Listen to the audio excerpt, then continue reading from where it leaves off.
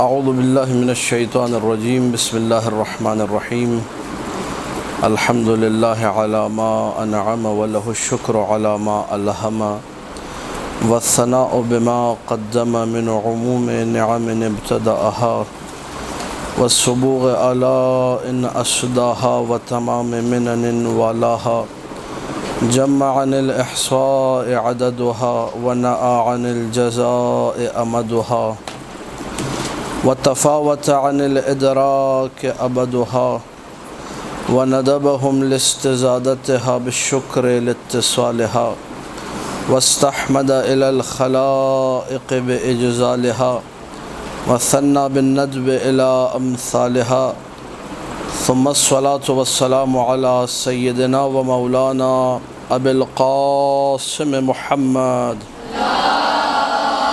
اللهم صل على محمد وآل محمد اللهم صل على محمد وآل محمد وآله الطيبين الطاهرين المعصومين المظلومين المنتجبين الأخيار ولعنة الله على أعدائهم الأشرار أما بعد فقال الله تبارك وتعالى في كتابه المبين بسم الله الرحمن الرحيم والضحى والليل إذا سجى ما ودعك ربك وما قلى وللآخرة خير لك من الأولى ولسوف يعطيك ربك فترضى ألم يجدك يتيما فآوى ووجدك ضالا فهدى ووجدك عائلا فأغنى فأما اليتيم فلا تقهر وأما السائل فلا تنهر وأما بنعمة ربك فحدث بآواز بلند صلوات پڑھ دیں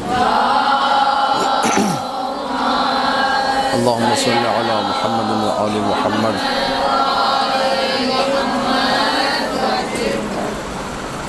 سورہ قرآن کی جو تفسیر جاری تھی اس میں آج سورہ والضحیٰ موضوع سخن رہے گا، اور تفسیر سے مراد بیان کر دیا کہ نام آپ لوگ اس کو تفسیر مت دیجیے گا، آشنائی کچھ پیغامات سے واقفیت۔ جی آواز نہیں آ رہی،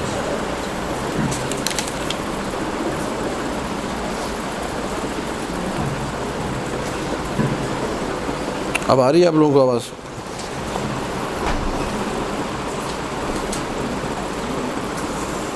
ایک دفعہ آواز بلند صلوات پڑھ دیجیے۔ اللہم صل علی محمد وآل محمد۔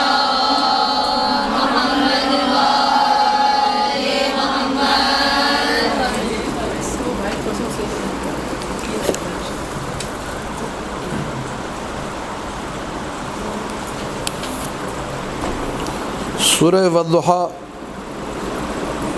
11 آیات پر مشتمل مکی سورہ ہے، اور اس سورہ کے شان نزول کے حوالے سے جو مفسرین کرام نے لکھا ہے وہ اتنا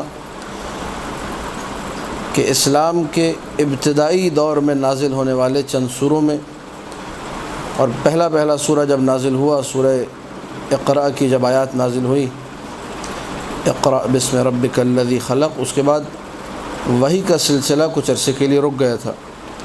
جب وحی کا سلسلہ رکا تو بہت سارے لوگوں نے پیغمبر اکرم کو طعنہ دیا کہ اس کا مطلب پروردگار نے تمہیں چھوڑ دیا ہے، اور اس میں کفار کا ذکر ملتا ہے، اس میں کچھ یہودیوں کے سوالات ملتے ہیں کہ یہودیوں نے کچھ سوالات کیے اور رسول اکرم نے کہا جب پروردگار کی طرف سے جواب ملے گا، جب وحی آئے گی تو میں جواب دوں گا، اور یہ ٹائم پیریڈ کافی بڑھ گیا، 10 دن 15 دن 20 دن 40 دن، مختلف روایات ہیں، 12 15 20 40 یہ روایات کا مضمون ہے کہ اتنے دن کے لیے وحی منقطع ہوئی۔ یہ سورہ جب آیا تو اس سورہ نے ان تمام لوگوں کی باتوں کا جواب دیا کہ جو لوگ یہ کہہ رہے تھے کہ رسول اکرم کو پروردگار نے تنہا چھوڑ دیا، اب کوئی وحی نازل نہیں ہوگی۔ تو ہم اس سورہ کی تلاوت کریں گے۔ اس سورہ کی تلاوت کے ثواب کے حوالے سے روایات میں یہ ملتا ہے کہ جو شخص اس سورہ کو پڑھے تو 2 اہم ترین فائدے اس کو حاصل ہوتے ہیں۔ نمبر 1 یہ کہ پیغمبر اکرم جو ہے اس کی بروز حشر شفاعت کریں گے۔ نمبر 2 اس دنیا میں یہ کہ جتنے یتیم موجود ہیں اور جتنے فقیر موجود ہیں ہر یتیم اور ہر فقیر کے بدلے میں 2 نیکیاں اس پڑھنے والے کے نامہ عمل میں لکھی جائیں گی۔ یہ 2 فائدے جو اس سورہ کی تلاوت سے مربوط ہیں، اور ایک مجرب عمل ہے بشرطی کہ اس سورہ کو انسان جسے کہا جائے اپنی وجود کے ساتھ وابستہ کرے، مسلسل پڑھتا رہے، تو وہ چیزیں جو انسان بسا اوقات بھول جاتا ہے، دماغ پہ زور ڈال کے بھی وہ چیزیں یاد نہیں آتی، تو ہمارے علماء نے اپنی کتب میں ذکر کیا ہے، کتب ادعیہ میں، کہ اگر انسان بھولی ہوئی چیز کی خاطر، بھولا ہوا کوئی مطلب ہے، مجلس کا نقطہ ہے، کوئی علم ہے، کوئی بھی بات، صرف یہ سورہ پڑھے اور اس کے بعد وہ چیز فوراً پلٹ کر اس کے ذہن میں واپس آ جائے گی۔ در محمد و آل محمد صلوات، اللہم صلی علی محمد و آل محمد۔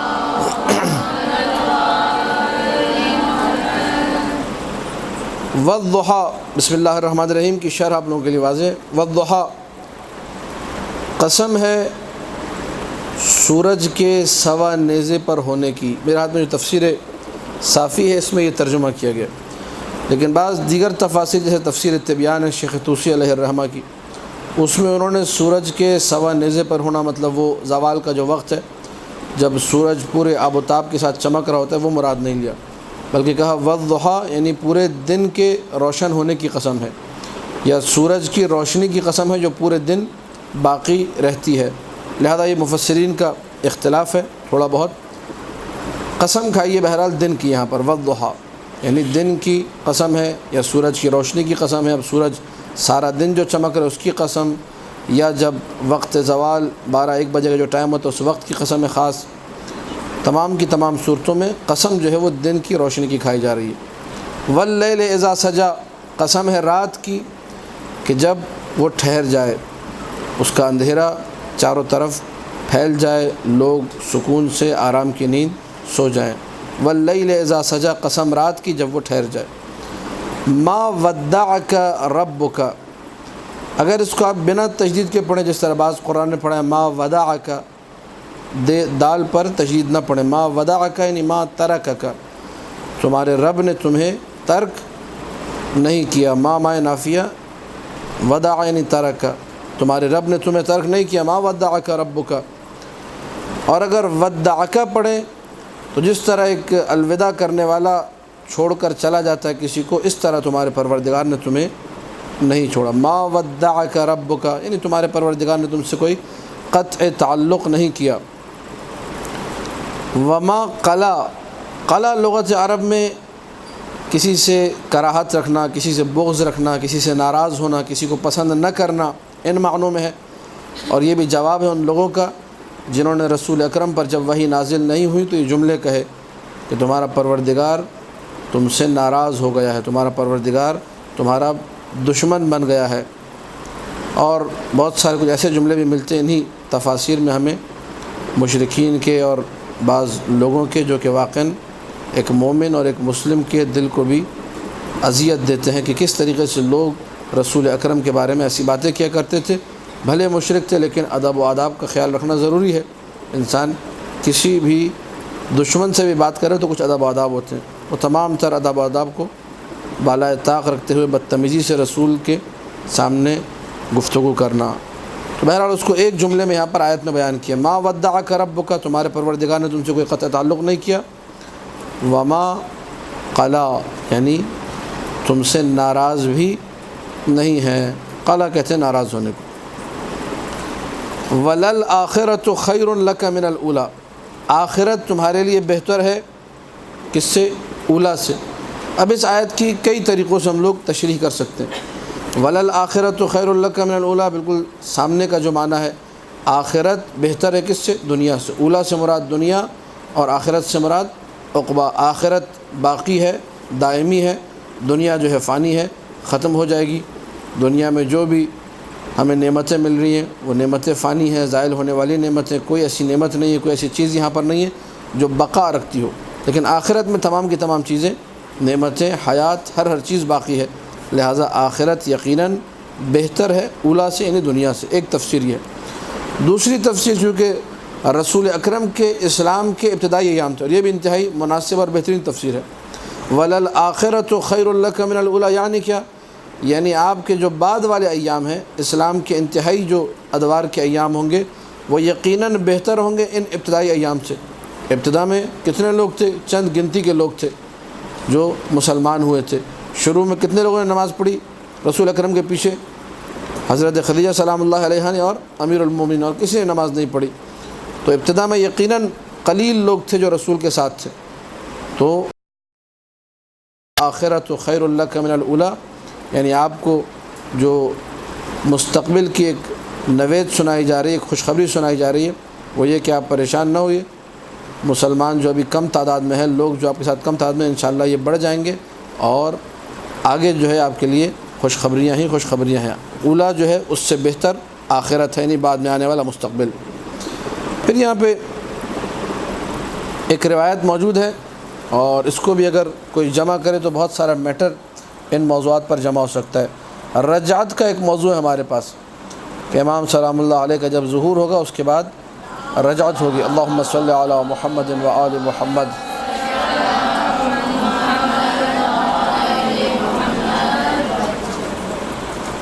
تو اس کے بعد رجعت کا ایک سلسلہ ہوگا جس میں خلص مومنین، خلص جمع خالص کی، انتہائی خالص جو مومنین ہوں گے وہ پلٹ کر آئیں گے، اور خالص جو کافر ہوں گے وہ پلٹ کر آئیں گے، اور پھر جنگ ہوگی، جدال ہوگا، مقابلہ ہوگا، جو بھی سلسلہ ہوگا۔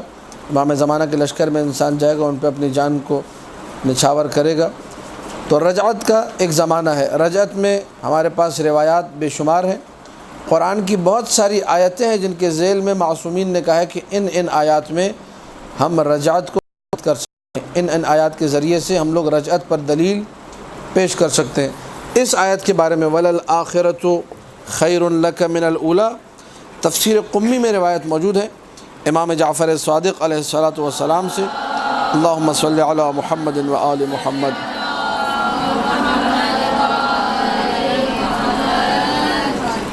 وَلَلْآخِرَةُ خَيْرٌ لَكَ مِنَ الْأُولَىٰ، یعنی الکرہ۔ کرہ سے مراد کیا ہے؟ رجعت۔ کرہ کہتے ہیں روایات میں رجعت کو، یعنی جو رجعت کا زمانہ ہوگا وہ یقیناً آپ کے لیے بہتر ہوگا۔ کس زمانے سے؟ اس زمانے سے جو ابھی اسلام کا ایک دور گزر گیا ہے اور غیبت کا زمانہ جو گزر رہا ہے، ان سارے کے سارے زمانوں سے یقیناً رجعت کا زمانہ افضل اور بہتر ہوگا۔ لہذا یہ آیت ہمیں رجعت کی طرف بھی لے جا سکتی ہے، لیکن بہرحال یہ حق معصوم کو حاصل ہے کہ وہ اس طریقے سے تفسیر کریں، میں اور آپ یہ تفسیر کرنے کا حق نہیں رکھتے۔ 4 آیتیں شروع کی، 2 آیتوں میں قسم کھائی گئی، دن کی قسم، رات کی قسم، چونکہ یہ سورہ آیا ہی نبی کو تسلی دینے کے لیے تھا کہ آپ کو پریشان ہونے کی ضرورت نہیں ہے، لوگوں کی باتوں سے پریشان مت ہو۔ ما ودعک ربک، آپ کو آپ کے رب نے تنہا نہیں چھوڑا، وما قلا، وہ آپ سے ناراض بھی نہیں ہے، وَلَلْآخِرَةُ خَيْرٌ لَكَ مِنَ الْأُولَىٰ، اور ابھی مسلمانوں کی تعداد کم ہے، اسلام اتنا جو ہے اس کا پرچار نہیں ہوا، عالم اسلام میں مسلمانوں کا وہ بول بالا جو ہونا چاہیے وہ نہیں ہوا، تو انشاءاللہ وَلَلْآخِرَةُ خَيْرٌ لَكَ مِنَ الْأُولَىٰ، آنے والے دن جو ہیں وہ اچھے دن ہیں، جو شروع کے اسلام کے ابتدائی دور سے یقیناً بہتر ہوں گے۔ یہ 4 آیتیں، 5ویں آیت ہے وَلَسَوْفَ يُعْطِيكَ رَبُّكَ فَتَرْضَىٰ، اللہ آپ کو اتنا نوازے گا کہ آپ خوش ہو جائیں گے۔ یہ سورہ ضحیٰ کی قیمتی ترین شاید آیت ہے، جو کہ ہر حوالے سے قیمتی ہے، یعنی اگر اس کو عالم اسلام کے حوالے سے دیکھیں، اس زمانے کے اعتبار سے تو قیمتی آیت ہے۔ اس میں بہت بڑی خوشخبری سنائی جا رہی ہے۔ رسول اکرم اس وقت عالم اسلام کے جو ابتدائی دور میں نادار تھے، مسلمان کم تھے، ساتھ دینے والے کم تھے، ہر حوالے سے مطلب قلت کا اور کمی کا شکار تھے، تو اللہ خوشخبری دے رہے، بہت بڑی خوشخبری، وَلَسَوْفَ يُعْطِيكَ، اللہ آپ کو اتنا نوازے گا آپ کا رب، فَتَرْضَىٰ، کہ آپ راضی ہو جائیں گے۔ ایک یہ تفسیر اس کی ہے۔ پھر بعض نے کہا ہے کہ نہیں، مراد جنت میں ہے، کہ جنت میں آپ کو اتنا دے گا کہ آپ راضی ہو جائیں گے۔ کچھ اور تفاسیر ہیں جو بہت ہی، جسے کہا جائے کہ مناسب اور بڑی بہترین تفاسیر ہیں، ان کو بھی اگر ذکر کیا جائے تو مناسب ہوگا۔ آپ لوگ دفعہ بآواز بلند صلوات پڑھ دیجیے، اللہم صلی علی محمد و آل محمد۔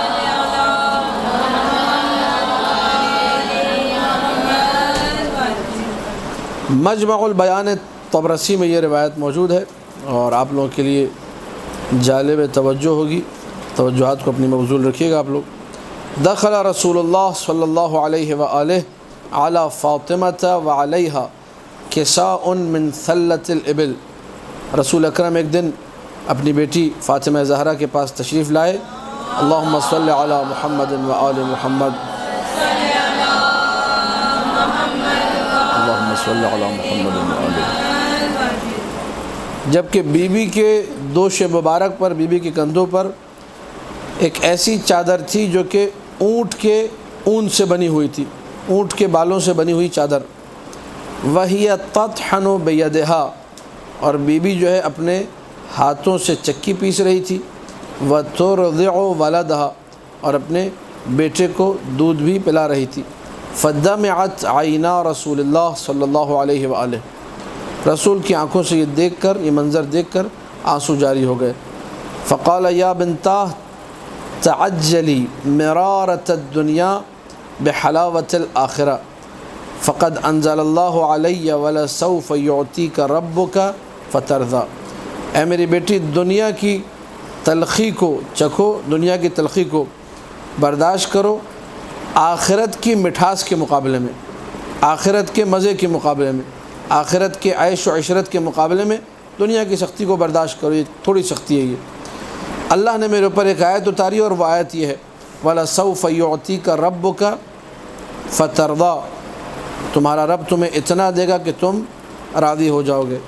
یعنی رسول اکرم نے جب اپنی بیٹی کے سخت جو ہے حالات کو دیکھا، ان کٹھن مراحل کو دیکھا، چکی پیسنا، اسی عالم میں دودھ بھی پلانا، اسی عالم میں سارے گھر کو بھی سنبھالنا، تو کہا کہ پریشان ہونے کی ضرورت نہیں ہے، یہ سختیاں صرف دنیا کے لیے، اور اس میں خواتین کے لیے بڑا درس ہے، اور ماؤں کو بھی چاہیے کہ اپنی بیٹیوں کو یہ درس دیں، کم سے کم یہ روایت سنائیں کہ یہ دنیا کی سختی، یہ چند روز کی سختی ہے، اس کے بعد کیا ہے؟ راحت ہی راحت ہے۔ لیکن پھر وہی بات ہے کہ یقین کس قدر لوگوں میں ہے اور ان کو اعتماد کس قدر ہے ان باتوں کے اوپر، جو ان باتوں پر بھروسہ کر کے اپنی زندگی کو آگے بڑھا سکے۔ جس کا عقیدہ مضبوط ہوگا اس کے لیے روایات جو ہیں بہت ہی اہمیت کی حامل ہے۔ جیسے بی بی نے یہ سنے اپنے بابا کے جملے، تو مناقب ابن شہراشوب میں جملہ موجود ہے، اپنے بابا سے خطاب کر کے کہا الحمدللہ علی نعمائہ والشکر علی آلائہ، ساری تعریفیں اللہ کے لیے جس نے اتنی نعمتوں سے نوازا ہے۔ یعنی بی بی نے شکوہ نہیں کیا، رسول اکرم نے خود دیکھا، رونے لگے اور اس کے بعد یہ جملے کہے، بی بی نے کوئی شکوہ نہیں کیا، بلکہ صرف اتنا کہا کہ حمد اللہ کی ہے اس کی ہر نعمت پر۔ جو میں خطبہ بھی پڑھتا ہوں، بی بی کا خطبہ جو دربار میں دیا تھا، الحمدللہ علی ما انعم ولہ الشکر علی ما الہم، یہاں پر بھی اس سے ملتی جلتی تعبیر، الحمدللہ علی نعمائہ والشکر علی آلائہ۔ تو جب یہ الحمدللہ علی آلائہ والشکر، الحمدللہ علی نعمائہ والشکر علی آلائہ بی بی نے کہا، اس روایت کے مطابق اللہ نے فوراً یہ آیت بھیجی وَلَسَوْفَ يُعْطِيكَ رَبُّكَ فَتَرْضَىٰ۔ تو ایک شان نزول اس کا یہ بھی ہے کہ جناب زہرا کے ان جملوں کے بعد یہ آیت اتری کہ یا رسول اللہ، اللہ آپ کو اتنا دے گا کہ آپ خوش ہو جائیں گے۔ اب جو میں نے کہا کہ قیمتی ترین آیت اور انتہائی اہمیت کی حامل ہے، اس زمانے کے اعتبار سے واضح ہو گیا کہ رسول اکرم کے زمانے کے اعتبار سے جہاں اسلام مشکلات کا شکار تھا، جہاں چاروں طرف سے الغاریں تھیں، چاروں طرف سے سازشیں تھیں، منافقین کی سازشیں الگ، مشرکین کی سازشیں الگ، کفار کی سازشیں الگ، چاروں طرف سے لوگ اسلام کا قلع قمع کرنا چاہ رہے تھے۔ رسول اکرم کو کہہ رہے تھے دولت لے لو، حسین لڑکیاں لے لو، آفتاب لے لو، ماہتاب لے لو، جو کچھ لینا ہے لے لو، لیکن یہ لا الہ الا اللہ کی صدا کو بند کر دو، ہمارے ساتھ بت پرستی کرو اور عیش و عشرت کرو، تم بڑے خاندان کے ہو، تمہارے ساتھ ہم لڑنا نہیں چاہتے، وغیرہ وغیرہ اس قسم کی باتیں، کہ جس سے ظاہر ہی ہوتا تھا کہ وہ لوگ اسلام کو پھلتا پھولتا نہیں دیکھ سکتے۔ اس دور میں وَلَسَوْفَ يُعْطِيكَ رَبُّكَ فَتَرْضَىٰ پروردگار کی طرف سے ایک بڑی خوشخبری ہے ہمارے لیے بھی، جو میں نے کہا قیمتی ترین آیت ہے ہر حوالے سے، ہمارے لیے بھی سب سے قیمتی ترین اگر آیت دیکھا جائے ہمارے زمانے غیبت کے اعتبار سے بھی، اور تا آخر الی قیام القیامہ یہ آیت جو ہے قیمتی ترین آیت رہے گی۔ اب کیسے رہے گی اس کے لیے آپ لوگ اس روایت کو سماعت فرمائیں تاکہ بات واضح ہو جائے۔ تفسیر مجمع البیان میں امام جعفر صادق صلوات اللہ وسلامہ علیہ اللہم صلی علی محمد و آل محمد۔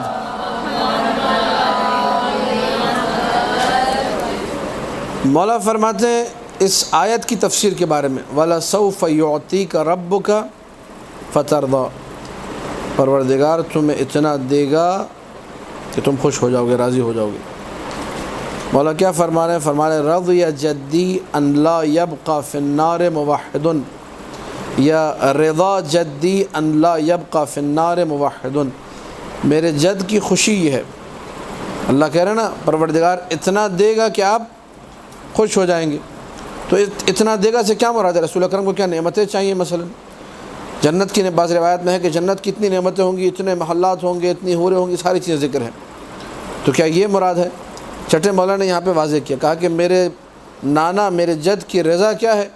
ان لا یبقى فی النار موحد، کہ اس کائنات میں جتنے بھی موحد ہیں اس میں کوئی بھی جہنم میں نہ جائے، کوئی بھی شخص جو کہ لا الہ الا اللہ کی صدا کو بلند کرتا ہے، اس کا محمد رسول اللہ پہ اعتقاد ہے، علی ولی اللہ پہ اعتقاد ہے، جو حقیقت میں وحدانیت الہی کا قائل ہے۔ اب یہاں پہ کوئی یہ نہ کہے کہ جی موحد لفظ آپ نے ترجمہ کیسا کر دیا، کیونکہ جو بھی باقی عقیدہ مکمل نہیں رکھتا وہ موحد نہیں ہے۔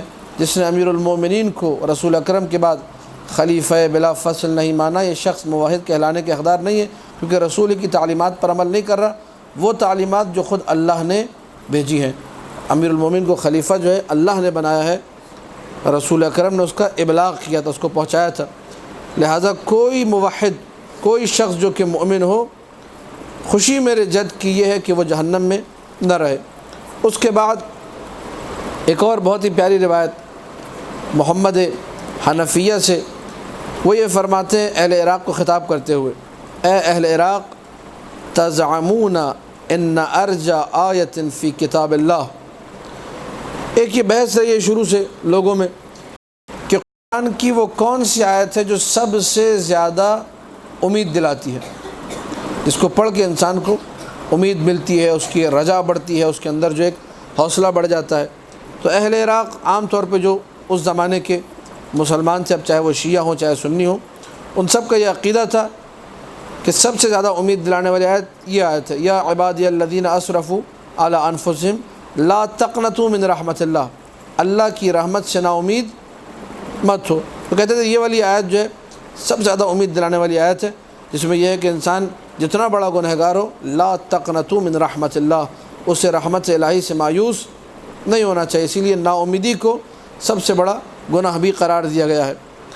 تو محمد حنفیہ نے کہا کہ اے اہل عراق، تم یہ سمجھتے ہو، تم یہ گمان کرتے ہو کہ قرآن میں سب سے زیادہ امید دلانے والی آیت یہ والی آیت ہے، وَإِنَّا أَهْلَ الْبَيْتِ، لیکن ہم جو اولاد علی ہیں، ہم جو اہل بیت ہیں، ہم یہ کہتے ہیں کہ قرآن میں سب سے زیادہ امید دلانے والی آیت یہ والی آیت ہے، سورہ ضحیٰ کی 5ویں آیت، وَلَسَوْفَ يُعْطِيكَ رَبُّكَ فَتَرْضَىٰ ہِیَ وَاللَّهِ الشَّفَاعَةُ۔ یہ محمد حنفیہ کے جملے کہ خدا کی قسم یہاں پر رضا یہ رسول سے مراد شفاعت ہے، اللہ اس قدر مقام شفاعت سے رسول کو بہرہ مند کرے گا، رسول اتنی شفاعت کریں گے یہاں تک کہ خود خدا پکار کر کہے گا یا محمد رضیت، اے محمد کیا آپ راضی ہو گئے؟ تو رسول کہیں گے جواب میں ربی رضیت، اے میرے رب میں راضی ہو گیا۔ ایک دفعہ آواز بلند صلوات پڑھ دیجئے، اللہم صلی علی محمد و آل محمد۔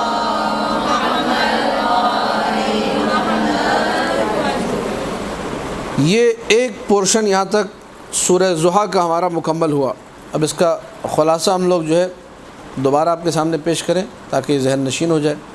دن اور رات کی قسم کھائی گئی، رسول کو بتایا گیا آپ کو تنہا نہیں چھوڑا گیا، اور رسول کو 2 آیتوں کے اندر وَلَلْآخِرَةُ خَيْرٌ لَكَ مِنَ الْأُولَىٰ وَلَسَوْفَ يُعْطِيكَ رَبُّكَ فَتَرْضَىٰ، خوشخبری سنائی گئی۔ اب ایک جانبی سا مطلب ہے، آپ لوگ ظاہری باتیں جب پڑھیں گے تو ٹکرائیں گے اس مطلب سے، اور یہ مطلب بہت سارے سوالات کو آپ کے ذہن میں بیدار کرے گا، اور یہ سوالات باعث بنیں گے آپ کے ذہنی جو ہے پریشانی کے۔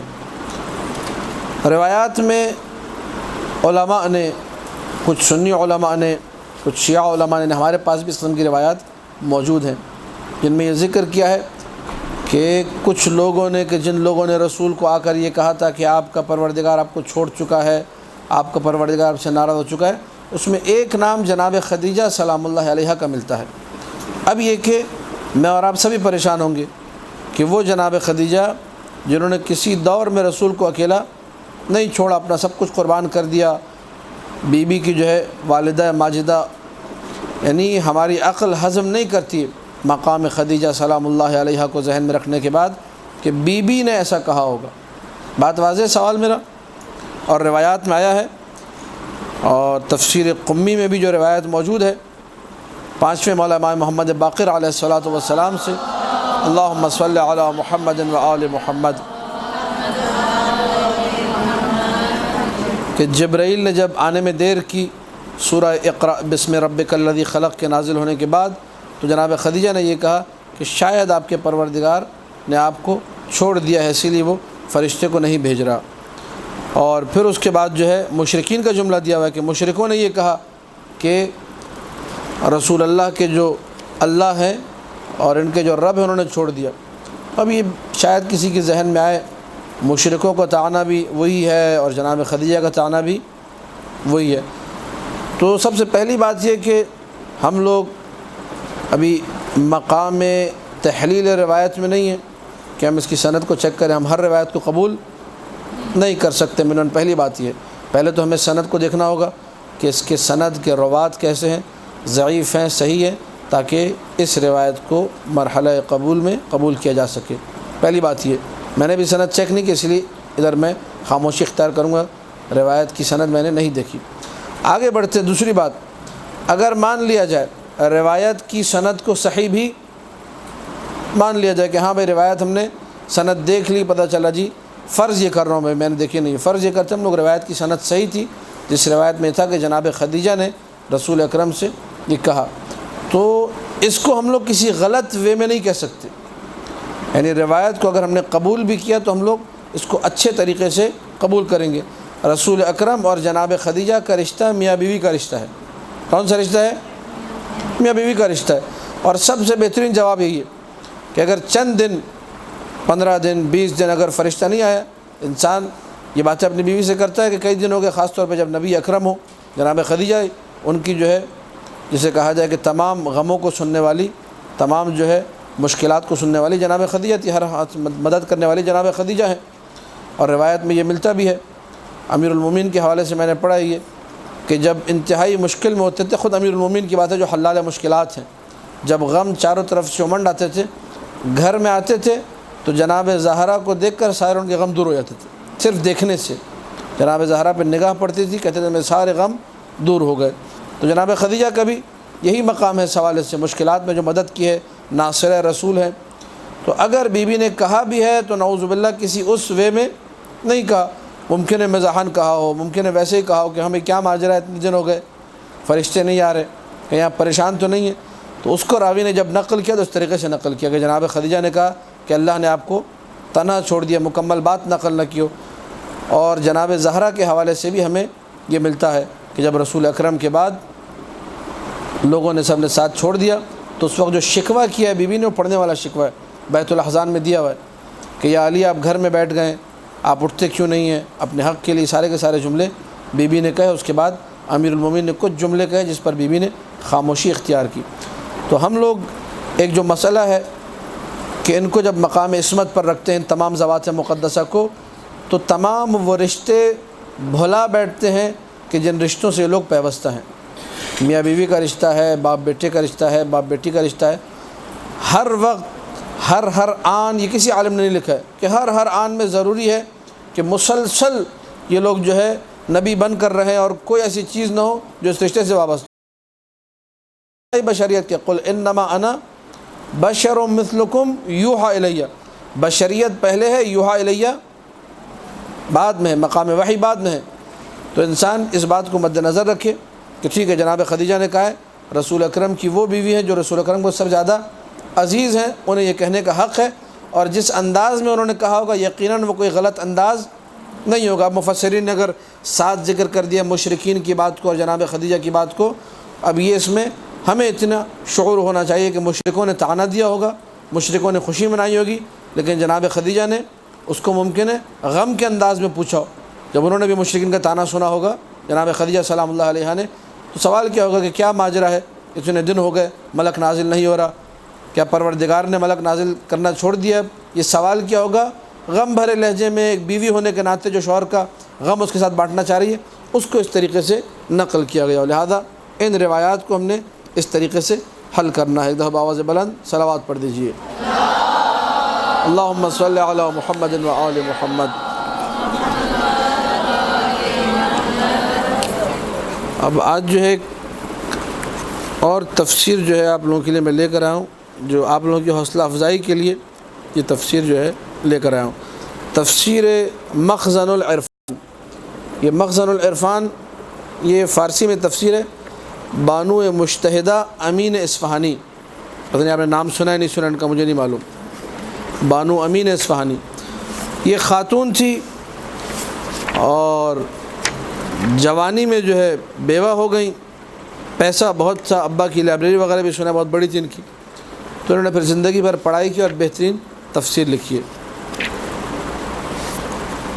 تو ہماری جو خواتین بیوہ ہو جاتی ہیں وہ یہ کام بھی کر سکتی ہیں، تفسیر لکھیں بیٹھ کے، لیکن اس کے لیے بہت محنت کرنی پڑتی ہے، بہت پڑھنا پڑتا ہے، اتنی آسانی سے یہ کام نہیں ہوتا۔ لیکن بہرحال یہ تفسیر جو ہمارے ہاتھ میں، یہ اس بات کی دلیل ہے کہ خواتین اگر کچھ کرنا چاہیں تو بہت کچھ کر سکتی ہیں۔ میں نے اپنے کل کے درس میں بھی عرض کیا کہ آپ لوگوں میں شاید ایک احساس کمتری ہے خواتین میں کہ وہ کر ہی نہیں سکتی۔ جب میں عربی کتابیں لایا کہ تو ساری معجزات کے حوالے سے عربی کتابیں ہیں، تو میں نے وہاں یہ کہا کہ آپ لوگ تھوڑا سا، اگر اس وقت یوٹیوب ہے وہ ایک یونیورسٹی کی حیثیت اختیار کر چکے، ہر اس پہ لیکچر موجود ہے، ایک رجسٹر ایک پین اٹھائیے، صرف اور نحو عربک گرامر آپ لوگ پڑھیں، زیادہ سے زیادہ آپ کو 3 سال لگے گا، 4 سال آپ عربی پڑھنے پر مسلط ہو جائیں گی، ہر عربی کتاب اچھے طریقے سے پڑھ سکیں گی۔ گائیڈ لائن چاہیے، گائیڈ لائن دینے کے لیے یہاں 25 علماء مدرسۃ القائم میں آتے ہیں، ان میں سے ایک چھوٹا سا طالب علم حقیر میں بھی ہوں، اگر مجھ سے بھی کوئی مدد ہو اس حوالے سے تو میں حاضر خدمت ہوں۔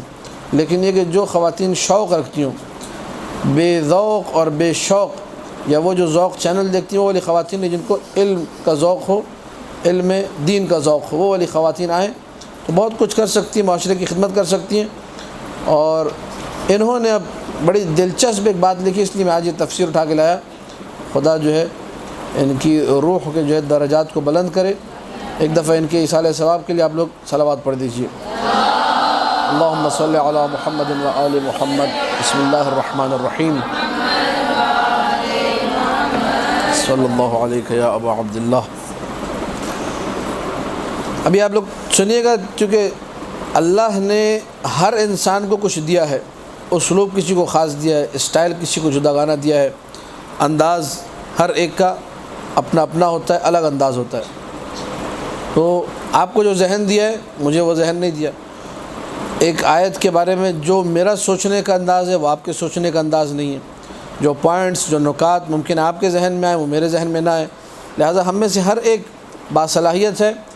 اور تاریخ کے اندر جو ہے ایسی خواتین کے جنہوں نے علمی میدان میں معرکے سر کیے اور بہت بڑے بڑے مقامات عالیہ تک پہنچی، خانوادہ عصمت کی خواتین کو چھوڑ کر آل محمد کے اور بھی دیگر خواتین موجود ہیں جنہوں نے بڑا علم کی دنیا میں نام کمایا ہے۔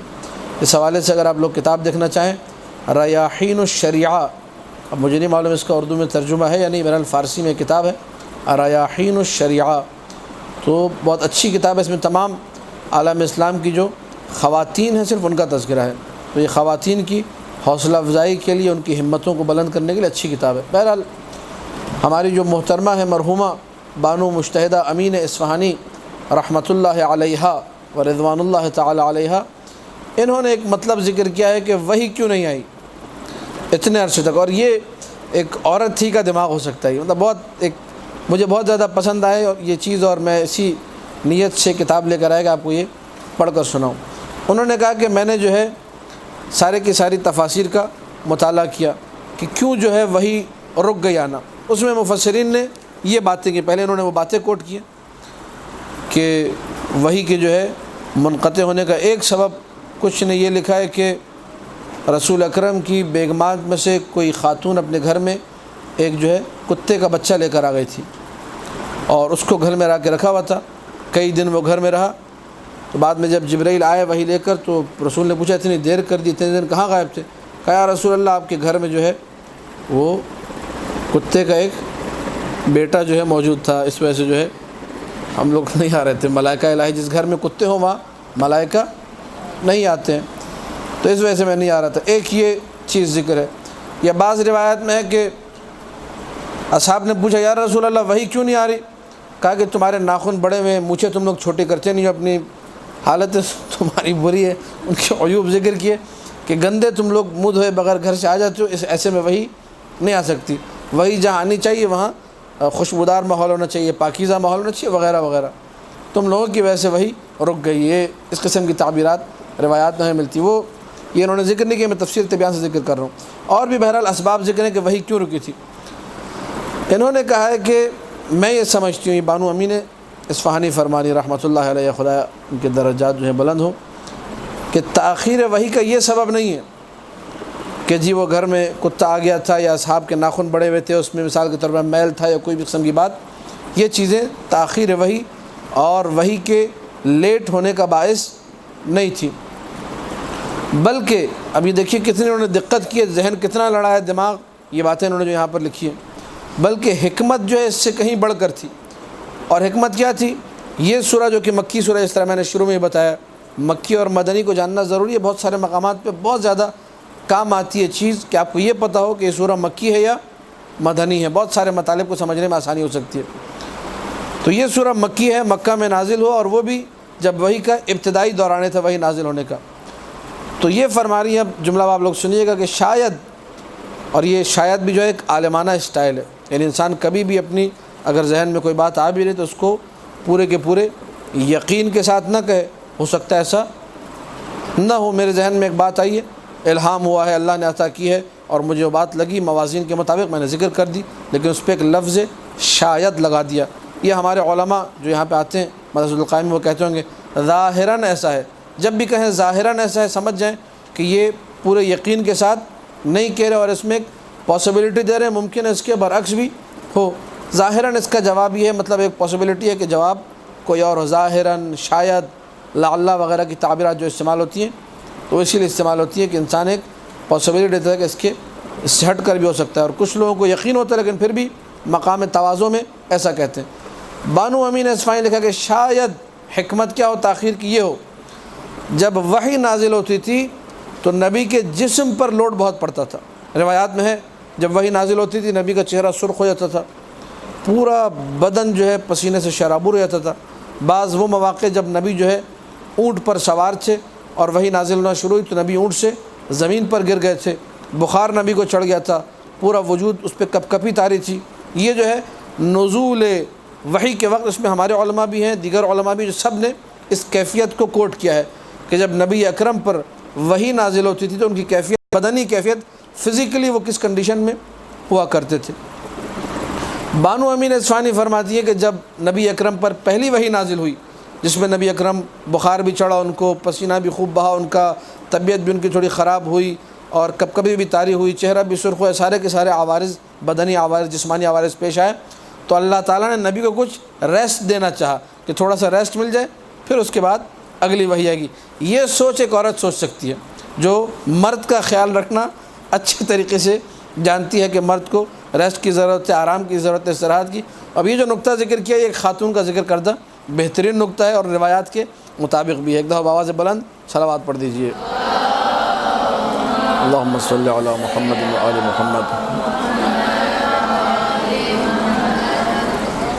اس کے بعد ایک اور نقطہ بھی انہوں نے اچھا ذکر کیا ہے کہ شاید اس کا ایک اور سر، ایک اور راز وحی کے متاخر ہونے کا کہ وحی کیوں لیٹ ہوئی، یہ بتانا ہو کہ اے کفار، یہ جو وحی آ رہی ہے خدا ہی کی طرف سے، اگر مسلسل ڈیلی نبی جو ہے وحی کی باتیں سنائے جائیں تو وہ کہیں گے یہ اپنی طرف سے، کیونکہ قابل بھی ہے، ذہین بھی ہے مثلا، اور حضرت ابو طالب نے گھر میں چھپ چھپا کے پڑھا دیا ہوگا۔ حضرت ابو طالب کا عربی زبان پہ بڑا تسلط تھا، ان کے اشعار پورے عرب میں سنے آتے تھے، مانے آتے تھے، تو شاید اس وجہ سے روزانہ کچھ نہ کچھ ہمیں کلام سناتا ہے اور کہتا ہے اللہ کا کلام ہے۔ تو یہ بھی ایک ممکن ہے مصلحت رہی ہو، لہذا اس میں غور کرنے کی ضرورت ہے وہ کون کون سی مصلحتیں تھیں کہ جن کی وجہ سے وحی الہی تاخیر کا شکار ہوئی۔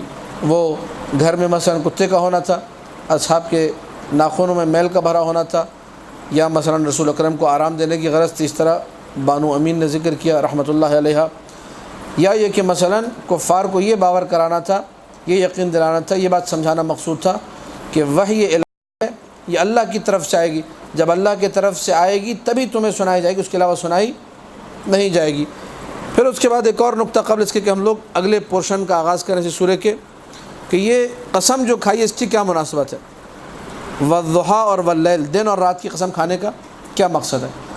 بعض نے ذکر کیا، جس طرح بانو امین نے بھی ذکر کیا، دن اور رات کی قسم کھانے کا مقصد کیا ہے، جس طرح کبھی دن ہے کبھی رات، کبھی روشنی ہے کبھی روشنی نہیں، تو وہی بھی اسی طریقے سے کبھی ہوگی کبھی، اس مناسبت سے یہ قسم کھائی ہے۔ بعض نے کچھ اور جو ہے اسرار جو ہے ذکر کیے اپنی کتب کے اندر، کہ والضحیٰ واللیل اذا سجا، ضحیٰ یعنی دن کی روشنی کی قسم، واللیل اذا سجا یعنی رات کے ٹھہر جانے اور اس کے سکون کی قسم، تو اشارہ ہے کہ اے نبی وحی کی روشنی اور وحی کا سکون آپ سے ہم نے چھینا نہیں ہے، یہ اس کی طرف اشارہ ہے۔ اور ایک ذہن جو بندہ حقیر کا ذہن ہے، میرے ذہن میں ایک بات ہے، پڑھی نہیں ہے میں نے، کہ ممکن ہے کہیں لکھی ہوئی بھی ہو، لیکن جب میں مطالعہ کر رہا تھا میرے ذہن میں آئی کہ چونکہ کفار کا طعنہ تھا کہ اللہ نے آپ کو چھوڑ دیا ہے، تو والضحیٰ واللیل اذا سجا قسم کھائی کہ اے میرے حبیب پروردگار شب و روز آپ کے ساتھ ہے، اس نے ایک لمحہ آپ کو اکیلا نہیں چھوڑا۔ ممکن یہ وجہ رہی، آپ لوگ بھی سوچئے کوئی وجہ ممکن آپ کے ذہن میں ہے، لیکن سینیریو جو ہے سچویشن اس سے الگ نہ ہو، جو واقعات ہیں جو شان نزول ہے اس سے ہٹ کر انسان کوئی بات نہ کرے۔ یہ ہمارا پہلا پورشن ہے سورہ ضحیٰ کا، 6 آیت تک جو مکمل ہو گیا۔ اس کے بعد 6 آیت سے رسول اکرم کو یہ بتایا جا رہا ہے کہ اللہ نے آپ کو جو تنہا نہیں چھوڑا، وہ شروع سے تنہا نہیں چھوڑا۔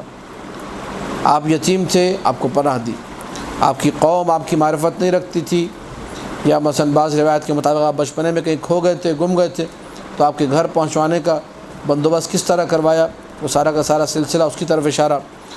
آپ جو ہے نادار تھے، فقیر تھے، آپ کو مال سے نوازا، آپ کی ہر حوالے سے مدد کی، تو یعنی اللہ نے آپ کا کبھی بھی ساتھ بچپنے سے لے کر آج تک ایک لمحے کے لیے آپ کا ساتھ نہیں چھوڑا۔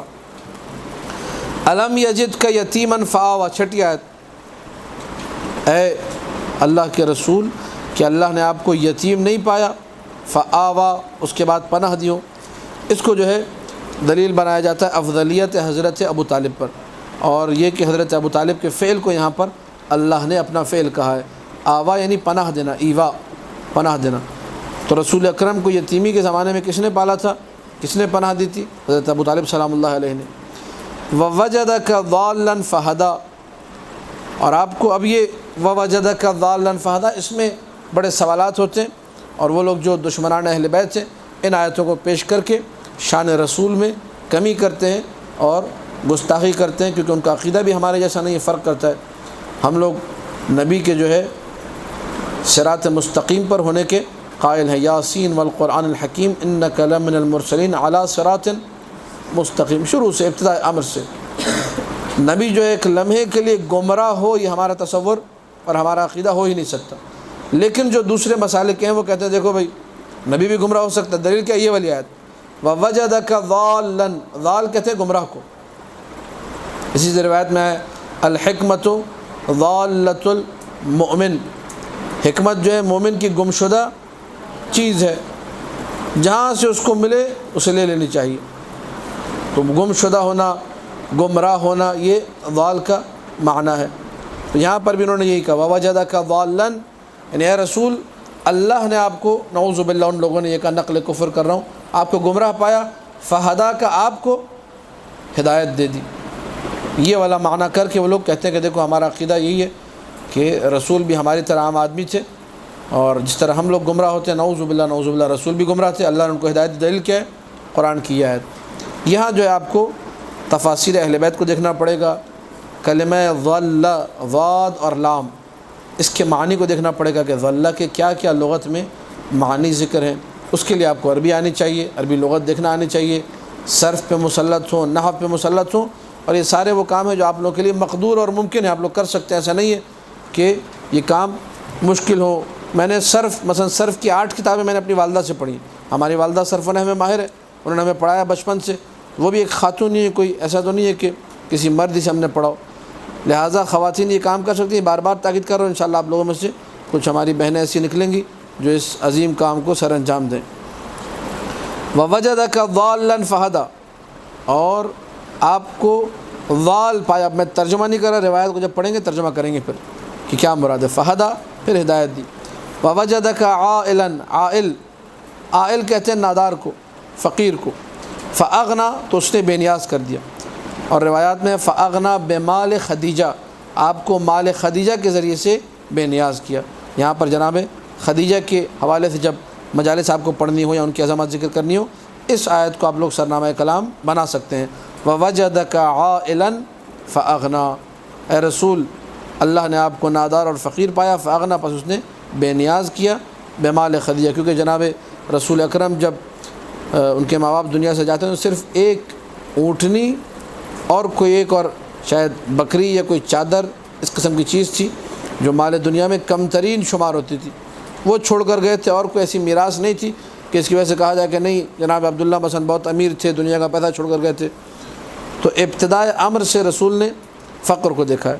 تو ان آیات سے کیا ہو رہا ہے؟ ان آیات سے اشارہ دیا جا رہا ہے کہ اے رسول آپ کو پریشان نہیں ہونا ہے لوگوں کی باتوں سے۔ کہاں تنہا چھوڑا ہم نے؟ تو ابتدا سے، پیدائش کے مرحلے کے بعد سے لے کر رسول اکرم جب 6 ماہ کے تھے اپنی مادر مبارک کے شکم اطہر میں، تب والد کا انتقال ہوا بعض روایت کی بنا پر۔ اس کے بعد جب دنیا میں آتے چند دنوں میں یا 1-1.5 سال میں والدہ کا انتقال ہو گیا۔ اس کے بعد پھر عبد المطلب سلام اللہ علیہ جو پرورش کر رہے تھے، پھر ابو طالب کے پاس آئے۔ تو شروع سے یہ ساری کی ساری جو صورتحال دیکھی ہے اس میں اللہ کہہ رہے سارے کام ہمارے کام تھے۔ تعدید لما انعم علیہ، یہ گنوایا جا رہا ہے ان نعمتوں کو جو نبی پر نازل ہوئی، یہ بتانے کے لیے جس طرح ہم نے ماضی میں تمہارا ساتھ نہیں چھوڑا، ہم مستقبل میں بھی اور حال میں تمہارا ساتھ نہیں چھوڑیں گے۔ اب آتے ہیں ہم لوگ وَوَجَدَكَ ضَالًّا کی آیت کو استعمال کیا، اور ہر دور میں معصومین جواب دیتے رہے۔ تفسیر عیاشی سے روایت نقل ہے، اور امام رضا علیہ السلام کے جملے ہیں یہ۔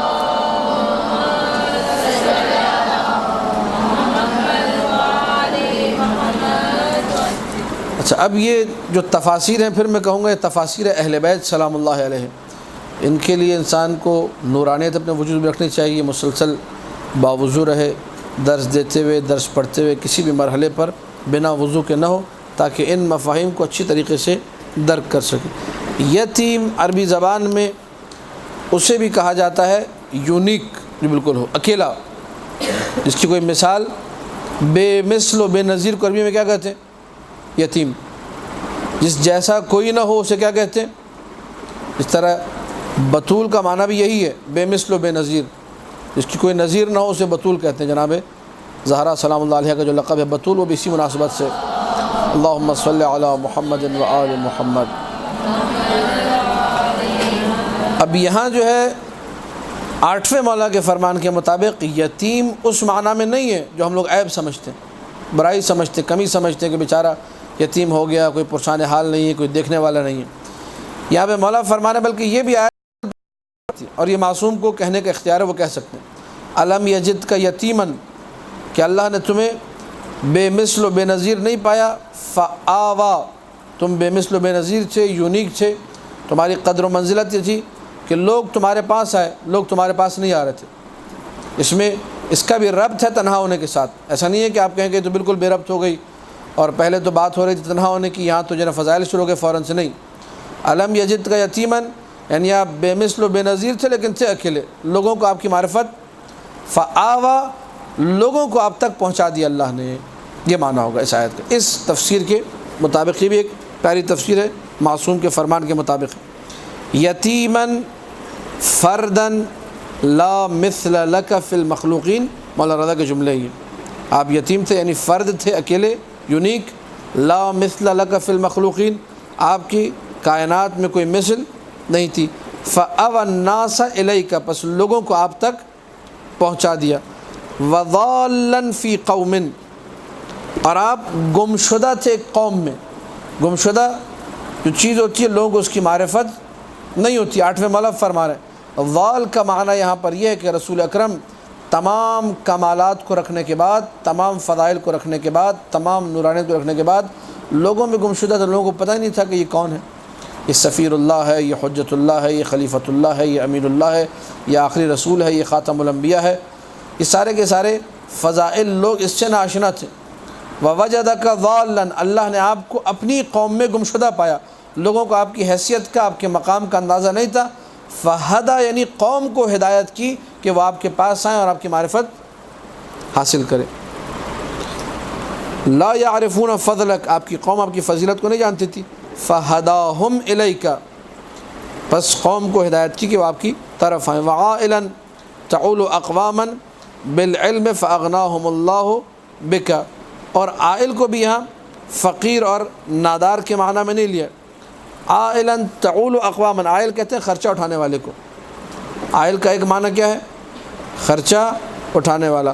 اللہ نے آپ کو خرچہ اٹھانے والا بنایا، یعنی جس طرح شوہر جو ہے نان نفقے کا ذمہ دار ہوتا ہے اپنے گھر اور بچوں کے حوالے سے، بیوی بچوں کے حوالے سے، اسی طرح اللہ نے آپ کو بھی عائل بنایا کہ پوری اقوام عالم، دنیا کی قومیں آپ کی طرف پلٹیں، ان کو آپ علم کی دولت سے نوازیں، معنویت کی دولت سے نوازیں۔ فاغناہم اللہ بک، اللہ تعالیٰ نے ان قوموں کو آپ کے ذریعے سے بے نیاز کیا۔ تو یہ ایک تفسیر ہے جو کہ تفسیر روائی کہلاتی ہے، معصوم کی تفسیر ہے۔ آیت کا ایک اور رخ شاید جس تک ہم لوگ نہ پہنچ پاتے وہ معصوم نے بیان کیا کہ دیکھو جو دشمن تمہیں گمراہ کر رہے ہیں ان کی باتوں میں نہ آنا۔ آیت کا یہ بھی پہلو ہو سکتا ہے، اسی لیے ہمیں روایت میں ملتا ہے کہ ہر آیت کے کتنے باطن ہیں، پھر ہر باطن کے نہ جانے کتنے باطن ہیں۔ لہذا قرآن ایک معجزہ ہے، ایک بحر ہے، بحر بے کرہ ہے، جس کے معنی سے آشنائی آسان نہیں ہے، اس کے لیے محنت بھی کرنی پڑتی ہے، اور تمام تر محنتوں کے باوجود پھر بھی انسان کو بعض مطالب کو سمجھنے کے لیے در معصوم سلام اللہ علیہ پر آنا پڑتا ہے۔ اسی طریقے سے تفسیر قمی میں پانچویں مولا یا چھٹے مولا، ان دونوں میں سے کسی ایک سے، وہاں پہ تعبیر یہ احدہما، دونوں میں سے کسی ایک سے روایت ہے، وہ بالکل امام رضا علیہ السلام کی جو روایت ہے اس سے ملتی جلتی روایت ہے۔ جو میں نے جملہ کہا تھا کہ ہر دور میں معصومین یہ جوابات دیتے رہے، اس کی وجہ ہی تھی کہ پانچویں مولا نے اپنے دور میں بتایا یہی تعبیر۔ وَوَجَدَكَ ضَالًّا فَهَدَىٰ، یعنی کیا؟ یعنی آپ کی معرفت آپ کی قوم والوں کو نہیں تھی، اللہ نے آپ کی قوم والوں کو معرفت دی آپ کی، یہ معنی ہے۔ چھٹے مولا نے اگر پھر اسی معنی کو ریپیٹ کیا، ساتویں مولا نے کیا یا نہیں کیا ہمارے سامنے بھی روایت نہیں ہے، لیکن آٹھویں مولا کا کرنا بتا رہا ہے کہ یہ سوال ان کے دور تک اٹھتا رہا ہے، جس کی وجہ سے مولا نے یہ تفسیر کی ہے۔ پھر اس کے بعد یتیم کا معنی بھی جو ہے تفسیر قمی میں یہی ہے، یونیک، اس کی کوئی مثال نہ ہو، اسی لیے وہ موتی اس کی کوئی مثال نہیں، تو اسے کہتے ہیں درہ یتیمہ، الدرۃ الیتیمہ، اس کی کوئی مثال نہ ہو۔ پھر وہی روایات جو ہم نے ابھی پڑھی آٹھویں مولا کے حوالے سے، انہی روایت کو دوبارہ انہوں نے تفسیر قمی کے حوالے سے ریپیٹ کیا۔ ایک دفعہ آواز بلند صلوات پڑھ دیجیے آپ لوگ۔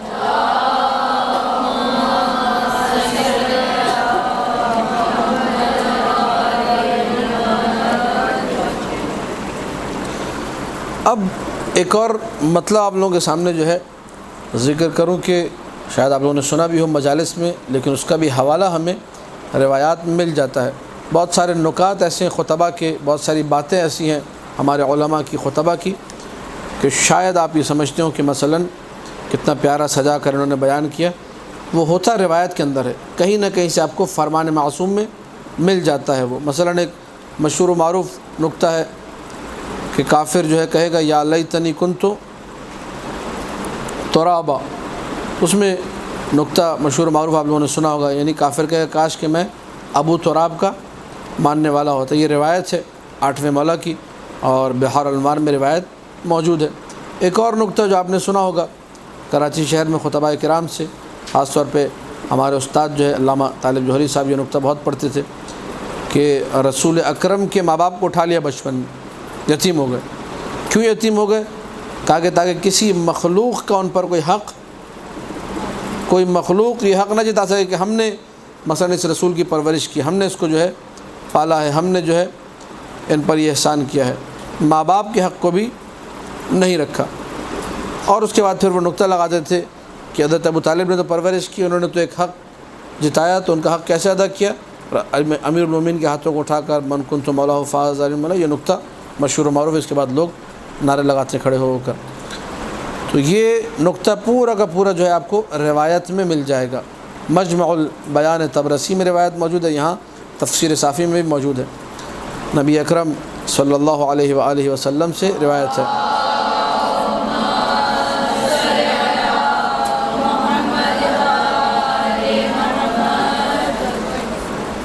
من علی ربی وہو اہل المن، ان آیتوں کے ذیل میں الم یجدک یتیما فآویٰ ووجدک ضالا فہدیٰ، رسول اکرم کے جملے ملتے قیمتی جملے کہ میرے پروردگار نے مجھ پر احسان کیا اور وہی ہے سزاوار کے جو احسان کرنے والا ہے، اس کے علاوہ مجھ پر کسی نے احسان نہیں کیا. پھر چھٹے مولا سے پوچھا کہ لما اوتم النبی، نبی اکرم کو اتنے بالکل ابتدا سے یتیم کیوں رکھا گیا؟ کہ جب دنیا میں آئے تو باپ سر پہ نہیں تھا، پھر چند دن گزرے تو ماں سر پر نہیں تھی. لما اوتم النبی صلی اللہ علیہ وآلہ عن ابویہ، دونوں کی نسبت یتیم تھے. فقال لئلا یکون لمخلوق علیہ حق، تاکہ نبی کی گردن پر کسی مخلوق کا کوئی حق نہ ہو. یہ وہ آیات ہیں جو مکمل ہوئی یہاں تک 8 آیتیں، ان میں سے 5 آیتوں میں آپ لوگوں نے میسج سنا، اس کے بعد کی 3 آیتوں میں نبی اکرم کو یاد دلایا گیا کہ ہم نے کبھی ماضی میں آپ کا ساتھ نہیں چھوڑا. اس کے بعد نبی کو حکم ہو رہا ہے اگر کوئی یتیم فَأَمَّا الْيَتِيمَ فَلَا تَقْهَرْ، کوئی یتیم آپ کے سامنے آ جائے تو اس کو جھڑکیے گا مت، اس کے سامنے آواز کو بلند نہ کرے انسان، اس کے سامنے اس کو دھتکارے مت. فَأَمَّا الْيَتِيمَ فَلَا تَقْهَرْ، یہ اللہ ہے اپنے رسول سے کہہ رہے، کہہ سکتا ہے فَأَمَّا الْيَتِيمَ فَلَا تَقْهَرْ. اور اس میں ایک بلاغی نقطہ ہے جو کہ اہم نقطہ ہے کہ بات کہی کسی سے جاتی ہے اور مراد کوئی اور ہوتا ہے. اب بسا اوقات انسان کو پتہ ہے کہ میں اپنے بیٹے سے فری ہوں، اس سے بے جھجک بات کر سکتا ہوں، یہ ایک بلاغی طریقہ کار ہے. یہ اپنے بیٹے سے کہتا ہے کہ خبردار کوئی الٹی حرکت مت کرنا، کوئی بدتمیزی مت کرنا، لیکن سمجھانا ہوتا ہے پڑوس والوں کے بچوں کو، ان کو بتانا مقصود ہوتا ہے کہ تم لوگ انسان کے بچے بن جاؤ، میرے تو اچھے ہی ہیں، میرے تو کوئی الٹی حرکتیں نہیں کرتے، تم ٹھیک ہو جاؤ. تو یہ ادب رسول کو بتایا جا رہا ہے. فَأَمَّا الْيَتِيمَ فَلَا تَقْهَرْ، رسول اکرم نے کبھی زندگی میں مقام عصمت پر تھے، اِنَّكَ لَعَلَىٰ خُلُقٍ عَظِيمٍ، اصلا قابل تصور نہیں ہے کہ کسی یتیم کے ساتھ نبی اکرم کی طرف سے کوئی ایسی روش ہو یا کوئی ایسا اخلاق ہو جو کہ نامناسب ہو. تو لہٰذا اَمَّا الْيَتِيمَ فَلَا تَقْهَرْ سے مراد کیا ہے؟ خطاب نبی کو ہے، لیکن دوسروں کو بتانا ہے، یہ مجھے اور آپ کو بتانا ہے کہ یتیم اگر تمہارے سامنے آئے تو خبردار اسے جھڑکنے کی ضرورت نہیں. اسی لیے انہوں نے ملا محسن فیض کاشانی لکھا ہے والمخاطبۃ للنبی، خطاب نبی سے، لیکن المعنی للناس، مقصود اور مراد کون ہے؟ لوگ مراد ہیں، کہ لوگوں کو اس بات کا خیال رکھنا چاہیے کہ یتیموں کا کریں، یتیموں کا خیال رکھیں، یتیموں کی کفالت کریں اور یتیموں کو پوچھیں. وَأَمَّا السَّائِلَ فَلَا تَنْهَرْ، سائل، اور اس میں بھی ایک جملہ عرض کر دوں، شاید میں نے پہلے بھی یہی کہا ہو کہ کفالت یتیم یعنی ایک باپ بن کر اسے پالنا، ماں بن کر پالنا. ڈونیشن دینا کفالت نہیں کہلاتا کہ آپ گئے پرورشگاہ اور یتیم کے لیے آپ نے 1000 روپے جیب سے نکال کے احسان کر دیے، کفالت نہیں ہے. کفالت یہ ہے کہ جس طرح اپنے بچوں کو پال رہے ہیں، اس طرح پڑوس میں اگر کوئی بندہ مر آ گیا، اس کے ماں باپ مر آ گئے، چھوٹے چھوٹے بچے اپنے گھر میں لا کے ان کو پالا جائے، یہ کفالت ہے جو بہت افسوس کے ساتھ کہنا پڑتا ہے کہ ہمارے معاشرے میں کم سے کمتر ہوتی جا رہی ہے ابھی بھی، لیکن کم لوگ ہیں جو ان چیزوں کی پرواہ کرتے ہیں، ان چیزوں کا خیال رکھتے ہیں. وَأَمَّا السَّائِلَ فَلَا تَنْهَرْ، سائل جو ہے سوال کرنے والا، مانگنے والا، یا علم کا سوال کرنے والا، طلب علم کرنے والا، فَلَا تَنْهَرْ، اسے جھڑکو مت، اسے بھی بھگاؤ مت، اسے دور مت کرو اپنے آپ سے. سائل جو بھی ہو کوشش کرو جتنا کر سکتے اس کے لیے کرو.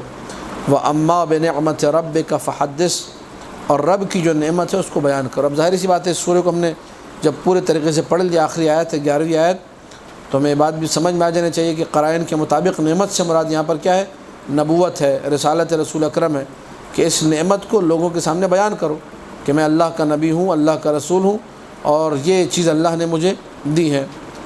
قال بما انزل اللہ علیک وامرک بہ من الصلاۃ والزکوٰۃ والصوم والحج والولایہ، نماز ہے، زکوٰۃ ہے، روزہ ہے، حج ہے اور ولایت ہے، ان ساری کی ساری چیزوں کو لوگوں تک پہنچاؤ. یہ نعمت پروردگار ہے جن کو لوگوں کے سامنے بیان کرنا ہے. تو یہ اما بنعمت ربک فحدث رسول اکرم کے لیے کہ آپ تبلیغ کے مقام پر پریشان مت ہوں، پروردگار کا حکم ہے، یہ نعمت ہے اور میرے اور آپ کے لیے بھی آیت ہے۔ اگر اللہ نے آپ کو اس مدرسۃ القائم میں، خدا اس کو اپنے حفظ و امان میں رکھے، یہاں پر آ کر علم حاصل کرنے کی توفیق عطا کی، علماء کرام یہاں پر آتے ہیں، آپ کو احادیث سناتے ہیں، قرآن کی آیات سناتے ہیں، اچھے واقعات سناتے ہیں، اچھی احادیث سناتے ہیں، یہ سارا کا سارا جو علم حاصل ہو رہا ہے آپ کے لیے بھی یہ خطاب ہے۔ وَأَمَّا بِنِعْمَةِ رَبِّكَ فَحَدِّثْ، یہ سب نعمت پروردگار ہے، اس کو لوگوں کے سامنے بیان کرو۔ یہ چیزیں ہیں جو بیان کرنے والی ہیں مقام تبلیغ کے اندر۔ تو انسان کو جو کچھ اللہ نے عطا کیا ہے، جو فضیلتیں دی ہیں، جو رزق دیا ہے، جو اللہ کے احسانات پر ہیں، جو اللہ نے ہدایت دی ہے، خدا کا لاکھ لاکھ شکر ہے کہ ہم لوگ کسی جو ہے شیعہ گھرانے میں پیدا ہوئے، کسی اور گھرانے میں پیدا نہیں ہوئے۔ اس نعمت کو انسان قدر کی نگاہ سے دیکھے، قدر کرے، اپنے عقائد کو پختہ کرے۔ کہیں ایسا نہ ہو کہ مجھے بھی جو ہے چند دنوں بعد تراویح پڑھنے پڑ جائے اور میں گمراہ ہو جاؤں، کہیں دوسری پٹری پہ مثلا نکل جاؤں۔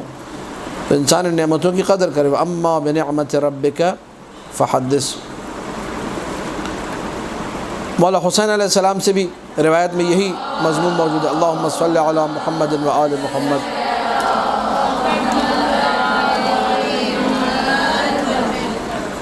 کہ اللہ کے رسول کو اللہ نے یہ حکم دیا کہ اللہ نے جو آپ کو دین کی نعمت سے نوازا ہے، اس کو لوگوں کے سامنے بیان کریں۔ دیندار ہونا، اس دین کی تبلیغ کرنا، اس کو لوگوں کے سامنے بیان کرنا چاہیے۔ پھر اس سے ملتی جلتی اور بھی جو ہے روایتیں موجود ہیں کہ جن کا خلاصہ یہی ہے کہ انسان کو تمام وہ نعمتیں، خاص طور پہ جو معنوی نعمتیں ہیں، روحانی نعمتیں، ان کو لوگوں کے سامنے رکھنا چاہیے، تبلیغ کرنی چاہیے، اسلام کے مضامین کو آگے لے کر چلنا چاہیے۔ اور پروردگار کی اس نعمت کے شکر کا ایک طریقہ یہی ہے کہ انسان اس کو لوگوں کے سامنے بیان کرے۔ وصلی اللہ علی محمد وآلہ الطاہرین۔ برحمتک یا ارحم الراحمین، وصلی اللہ علی محمد وآلہ الطاہرین۔